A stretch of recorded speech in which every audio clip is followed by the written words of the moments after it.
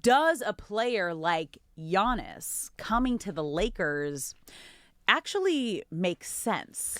Here's why it's exciting. Okay. It's because, one, he's Giannis, Yeah. MVP, champion, all the accolades, one of the best stories in sports. And offensively, he can provide a ton by being a large athletic body. Defensively, he provides even more because assuming you have Luka Doncic and Austin Reaves, who can be liabilities sometimes defensively, what they can do is just funnel everything inside. You look at how Oklahoma City and San Antonio play defense. Mm-hmm. There are elite defensive guards on both of those teams, but one way that they're elite is because they can just funnel everything inside to the big guy. If you try to take a shot inside the paint, Chet is swatting it, Vic is swatting it, and that makes any guard's life so much easier. So on paper, the Giannis situation, I understand why it's exciting. I do feel it is important to mention, looking at the Western Conference Finals, and I think it's comfortable to say the winner of that's probably the heavy favorite to win the championship, right? They should. Go back to the original Big Three in Boston when you had Paul Pierce, Ray Allen, and Kevin Garnett. Then when the Big Three moniker became a thing in Miami with the Heatles, with Bosh, Wade, and Braun. But look at the two teams now that we expect to win this. Yes, Victor Wembanyama is unlike anything we've ever seen. Yeah. There's no Big Three there. No. Stephon Castle won Rookie of the Year last year, but by all means, a lot of people are learning his name for the first time in these past couple of weeks.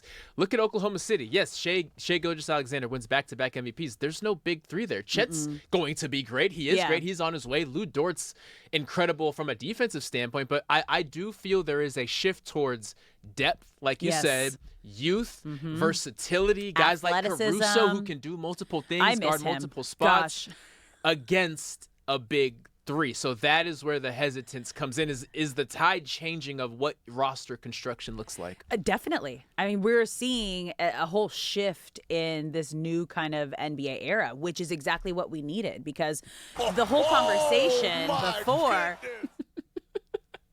That's okay. I'll take the pump up. I was like, oh, what am I saying? Is it really exciting? Well, no, he just found out that I was sitting next to a Gracie Award winner. And he said, oh, my goodness. Yeah, baby, let's go. So we're moving away from, because the conversation, I mean, even the last few years, couple years ago, was who is going to take the reins as that new face of the NBA when we don't have like a LeBron James or a Steph Curry going deep into a playoff run, because obviously once Golden State's dynasty, slowly petered out, slowly dwindled out, and LeBron reaching the end of his career and not on a team that was, I don't like saying this because it's our team, sustainably a championship team over multiple years. Yeah. Where was the next move that the league was going to go? And there was a couple years where it was like, well, maybe this guy will be the face of the league. Nah, I don't know. Maybe this guy will be the face of the league. Nah, I don't know. And now we've reached a point where we have a very definitive, this is the direction that the NBA is going. And OKC and SGA, whether you love it or you hate it, it's the conversation. Right. He is the back-to-back MVP. You don't do that by accident. No, they're the reigning champions.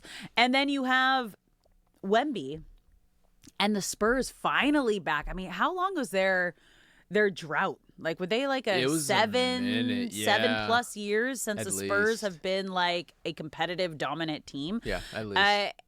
And it's all led by an alien dinosaur, pterodactyl, Wemby. But it's crazy because we were watching it the other night, and obviously my husband's not he's like a casual sports fan, and he's watching Wemby, and he goes, and he can shoot.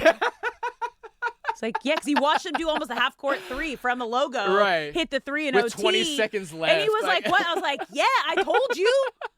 I've been trying to tell you this whole time. He's an alien. Like, you watch him and it's real life Space Jam. Yes. You watch Wemby and it's real life Space Jam. It's like there's no if he has it's must watch TV, and that is the future, and that is the direction of the NBA, and it's really exciting, and it should be exciting for every other franchise and organization, because now you have something to build towards, right? And it sucks it's not you that's at the top sometimes, but now you have a goal, and now you have a vision of okay, how do we compete with that but be better? Yes. So now you have a time to get creative. And so that brings us back to the Giannis situation with the Lakers. And an exec was talking, sharing his thoughts on the whole Lakers situation. And he said, Luka Doncic is 27. He just turned 27. Yes. Austin Reaves is 27.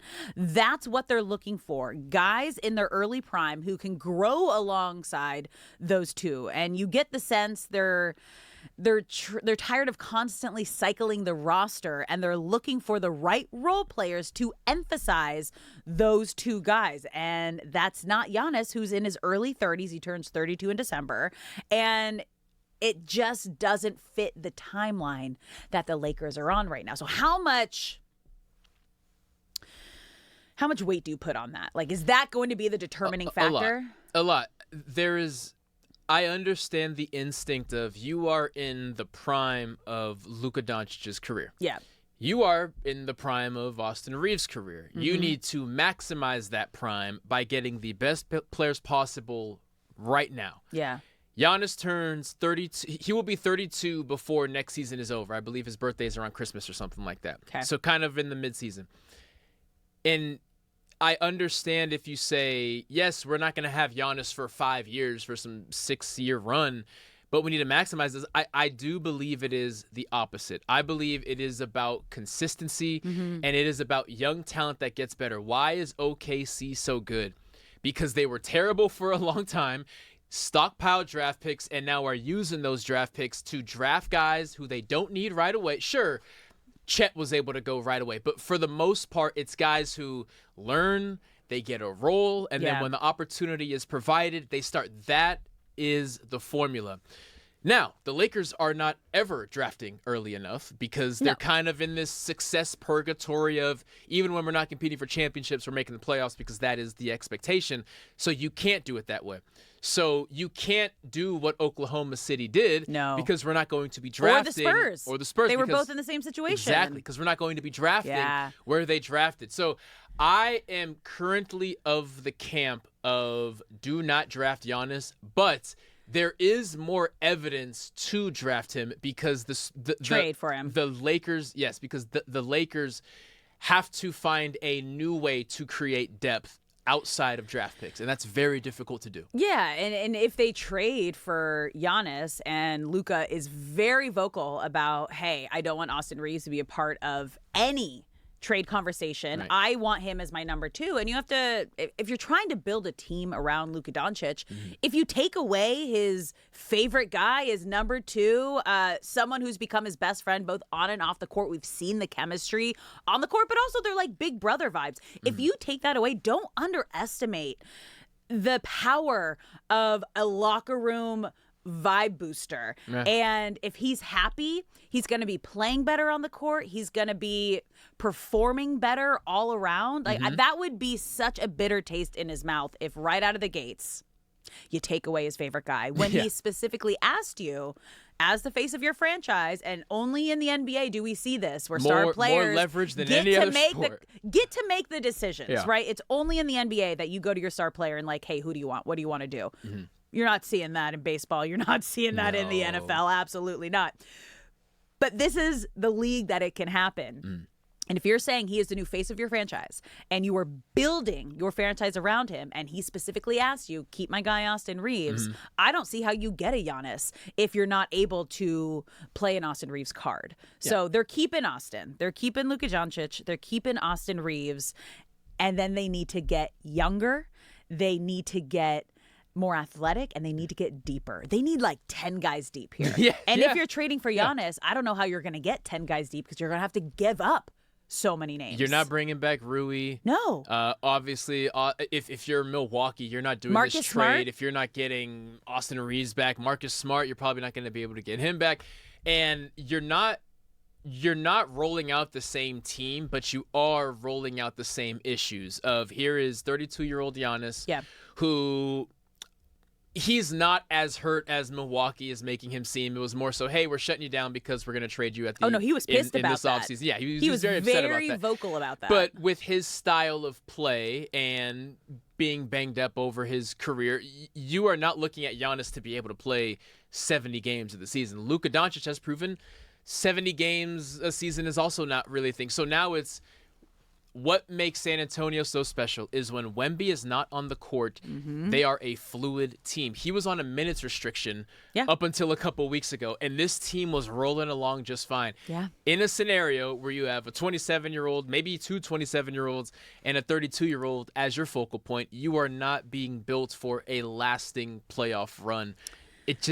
The season is just too long, and you're asking too much. It would be so exciting. Ticket prices would be even more through the roof than they are now, maybe. But outside of that, the business aspect even isn't even enough to justify you're not winning it.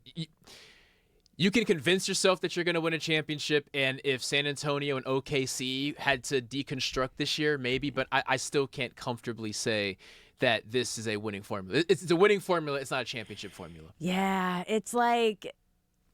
It sounds nice. Yeah. And it sounds like it would be a cool thing, but would it actually work? And is it the best thing for your future and the Lakers franchise? I don't know. What do you guys think, LA? Make sure you're following us at The Fan LA, watching us on YouTube, Twitch, and Twitter. Get in that comment section. We want to hear from you as well throughout the show. You can also call us at 855-LA-FAN, 855-975-2326, because we want you to be a part of this conversation as well.